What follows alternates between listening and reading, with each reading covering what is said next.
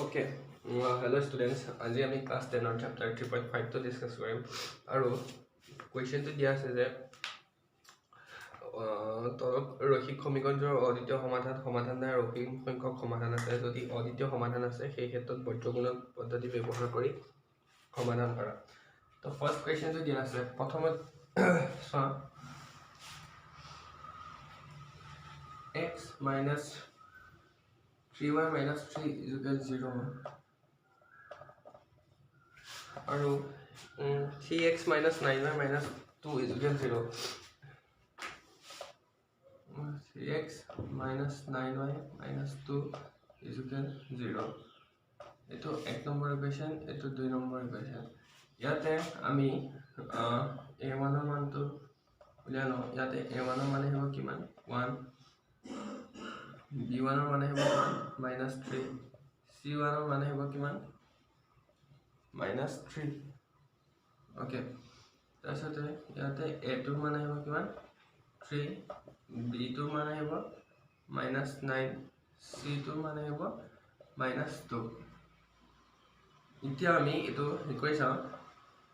a1 by a2 কিমান পাম আমি 1 by 3 b1 by b2 কিমান পাম minus 3 by minus 9 এটো যদি 3 এটাই যদি ডিভাইড কৰি দিও কিমান হ'ব 1 by 3 তো c1 by c2 কিমান পাম minus 3 by minus 2 মানে minus minus হেৰি হলে 3 by 2 আহিব তেতিয়া হলে এটো 1 by 3 আৰু এটো 1 by 3 মানে তেতিয়া হলে আমি কি পাম a1 by a2 is equal b1 by b2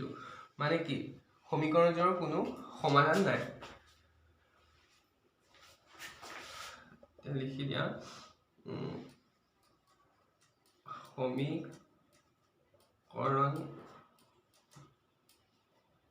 জোৰৰ সমাধান নাই ঠিক আছে নে এইটো এক নম্বৰ কোৱেশ্চনটো এতিয়া আমি এক নম্বৰ দুইটো কৰিম আৰু বৰ্গগুণন পদ্ধতি ভালকৈ বুজিব লাগিব সা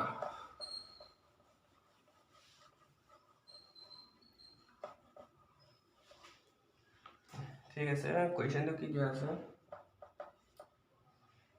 2x plus y is equal to 5 2x plus y is equal to 5 আৰু 3x plus 2y 3x plus 2y is equal 8 ঠিক আছে নে এতিয়া আমি এই সমান চিহ্নৰ ইফালে থকা 5 আৰু 8 আমি তো সমান চিহ্নৰ পৰা ইফালে আনো okay 2x plus y minus 5 is equal to 0 এটো আমি দিও এক নম্বৰ ইকুৱেশ্যন আৰু এটো দিও দুই number equation 5x plus 2y minus 8 is equal to 0 এটো দিও দুই নম্বৰ ইকুৱেশ্যন আকৌ ইয়াৰ পৰা আমি a1 b1 এনেকে মানগিটা উঠানো ঠিক আছে এক নম্বৰ সমীকৰণটোৰ পৰা আমি পাম a1 ৰ মান কিমান পাম 2 b1 ৰ মান কিমান পাম 1 c1 ৰ মান কিমান পাম minus 5 ওকে তাৰপিছত হ'ল দুই নম্বৰ ইকুৱেশ্যনটোৰ পৰা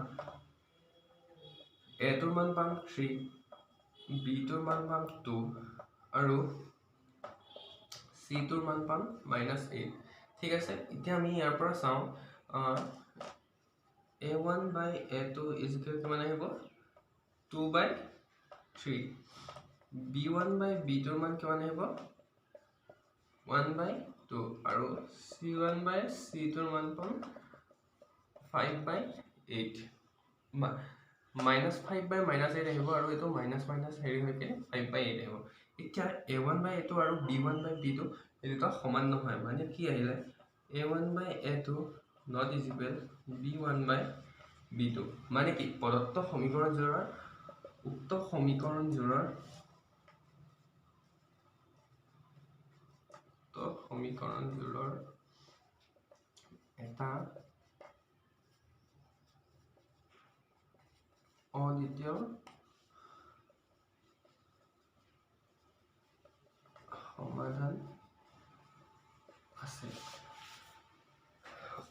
অদ্বিতীয় সমাধান আছে আৰু এতিয়া আমি সমাধানটো কৰিব লাগিব তনকে এখিনি কৰি লোৱা সোৱাটো কেনেকৈ আমি সো এতিয়া মই এতিয়া ডাইৰেক্ট পাতিম twice x plus y minus 5 is equal 0 আৰু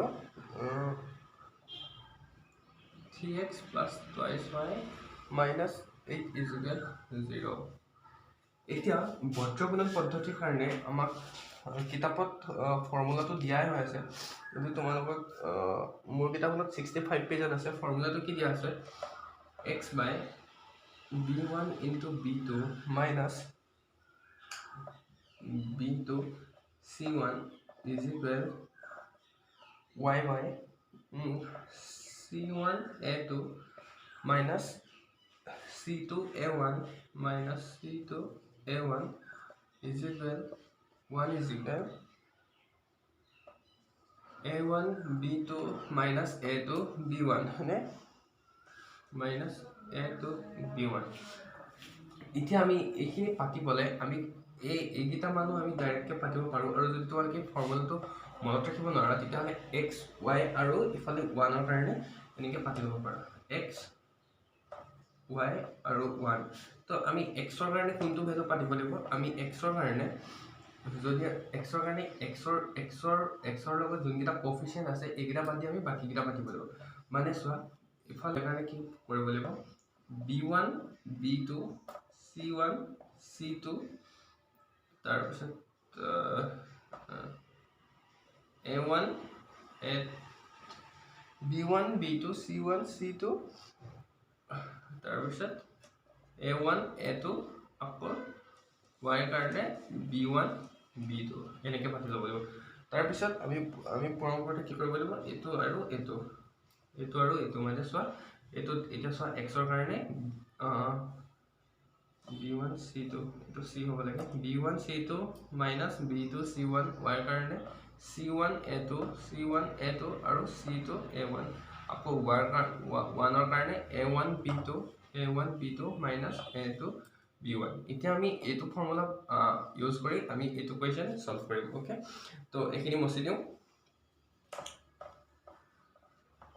সো এতিয়া ইয়াতে x ৰ মানটো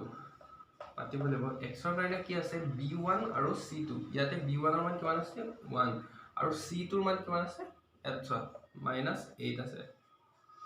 তাৰ পিছতে মাইনাস b2 ইয়াতে এটো b1 ইয়াত আহিব b2 c1 ৰ মান কিমান -5 তাৰ পিছতে আহি গল y কাৰণে c1 এটো আহিব c1 সৰি এটো c1 -5 আৰু a2 এটো minus c2 কিমান হ'ব এটো -8 আৰু a1 এটো into 2 তাৰ পিছতে আহিব 1 আৰু 1 a1 ৰ মান 2 b2 ৰ মান কিমান আহিব a1 b2 ৰ মান আহিব 2 minus a2 ৰ মান 3 আৰু b1 ৰ মান কিমান 1 এটো আমি এটা সলভ কৰিম -8 plus 10 minus plus 10 y কাৰণে -15 আৰু minus plus আৰু 16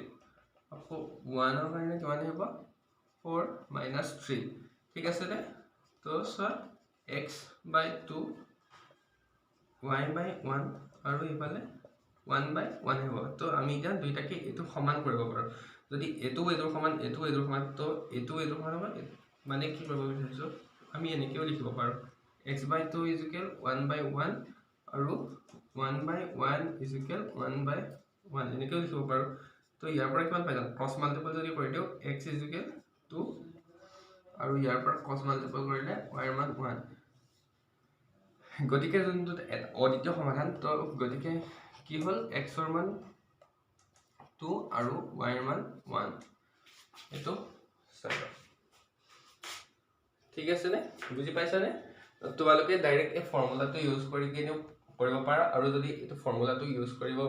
অসুবিধা হয় তেতিয়াহলে তোমালোকে এনেকৈ পাতি লবা মই যেতে পাতি দিলো এনেকৈ চাৰ্টখন পাতি লৈ কিনে তাৰ পৰা এনেকৈ পাতি কৰিবা ঠিক আছে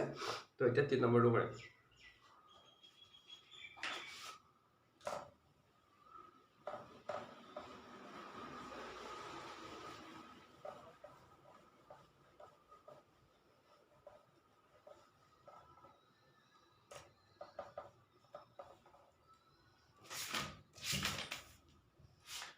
36 minus 5y is equal to 20. 36 minus 5y is equal to 20. তো এটো আমি কেনেকৈ পাতিলাম 36 minus 5y minus 20 is equal to 0. ঠিক আছে তাৰপিছত দিয়া আছে 6x minus 10y is equal to 40. তো এটো আমি পাতিলাম 6x minus 10y minus 40 is equal to 0. তো এই 6x minus 10y minus 40 এটো আমি দুই এটা হৰণ কৰি দিব পাৰো নে তো এটো যদি আমি দুই এটা হৰণ কৰি দিও কিমান আহিব সোৱা 3x minus 5y minus 20 is equal to 0. এটো আহিব এক নম্বৰ ইকুৱেশ্যন আৰু এটো আহিব দুই নম্বৰ ইকুৱেশ্যন এতিয়া আমি এটোটা কৰি চাম তো এক নম্বৰ ইকুৱেশ্যনটোৰ পৰা কি পাম a1 ৰ মান কিমান পাম 3 b1 ৰ মান কিমান পাম -5 c1 ৰ মান কিমান পাম -20 আকৌ দুই নম্বৰ ইকুৱেশ্যনটোৰ পৰা a টোৰ মান কিমান পাম 3 b টোৰ মান পাম কিমান -5 c টোৰ মান কিমান পাম -20 এতিয়া আমি চাও সমাধান আছে নে অসীম সংখ্যক সমাধান আছে নে অদ্বিতীয় সমাধান আছে আমি পৰীক্ষা কৰি চাব লাগিব তো a1 by a2 কিমান আছে 3/3 মানে কিমান আহি গল 1 তো b1 by b2 মানে কিমান আহিব -5/-5 তো মাইনাস ক্যান্সেল হলো এটো কিমান হ'ব 1 তো c1 by c2 is equal -20/-20 মানে কিমান হৈ গল 1 আহি গল সো দেখিছানে তো মানে কি হল সমীকৰণটোৰ পৰা কি পালো a1 by a2 is equal b1 by b2 is equal c1 by c2 মানে কি আহিব এটাকে সমীকৰণজোৰৰ অসীম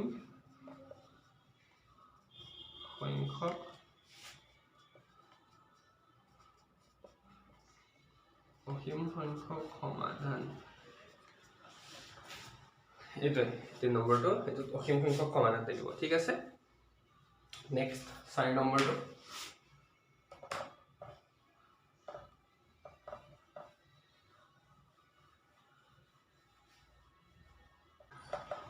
x minus 3y minus 7 is equal to 0 আৰু 3x minus 3y minus 15 is equal to 0 ইয়াৰ পৰা a1 ৰ মান ললো 1 b1 ৰ মান ললো -3 c1 ৰ মান ললো -7 ইয়াৰ পৰা a টোৰ মান ললো 3 b টোৰ মান ললো -3 c টোৰ মান ললো -15 তো এতিয়া আমি পাতিব লাগিব x y আৰু 1 তো ইয়াতে আহিব b1 b2 c1 c2 a1 a2 b1 b2 ঠিক আছে তো এতিয়া আমি আকৌ পাতিম x ৰ কাৰণে b1 c2 b1 ৰ মান আছে -3 c টোৰ মান আছে -15 minus b2 b2 আছে -3 আৰু c1 আছে -7 ওকে y কাৰণে আহিব c1 a2 c1 ৰ মান আছে -7 আৰু a টোৰ মান আছে 3 minus c1 a2 minus c2 a1 -15 আৰু a1 ৰ মান আছে 1 তো 1 ৰ মান আছে a1 b2 আছে -3 minus a2 ৰ মান আছে 3 b1 ৰ মান আছে -3 মানে তুৰন্ত তো এটো আহি গল -45 আৰু -21 ওকে কিমান আহি গল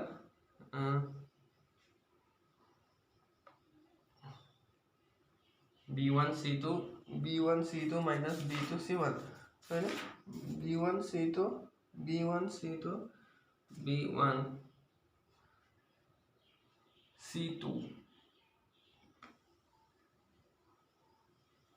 minus b2 minus 3 c1 minus 7 ঠিক আছে 45 minus 21 y1 minus 21 plus 15 okay 1 minus minus 3 plus 9 okay itu আহিব 45 আৰু 21 ঠিক আছে itu আহিব 24 আৰু itu আহিব minus 6 আৰু 1/6 তো ওপৰত কৰক এখিনি মচি দিও তোলকে পাতিছা চাগে x by 24 is equal 1/6 মানে কিমান আহিব 6x is equal 24 তো x ৰ মান কিমান আহিব 4 আকৌ y by minus 6 is equal 1/6 तो 6y is equal minus 6 तो y मान আহিব minus 1 এতেকে তো কিমান হ'ব x ৰ মান 4 আৰু y ৰ মান minus 1 ঠিক আছে বুজি পাইছা তো এক নম্বৰ গিটা মানে তো এটো ভিডিও এখিনে খামৰো তো নেক্সট ভিডিওটো আকৌ 2 নম্বৰ গিটা সলভ কৰিম ঠিক আছে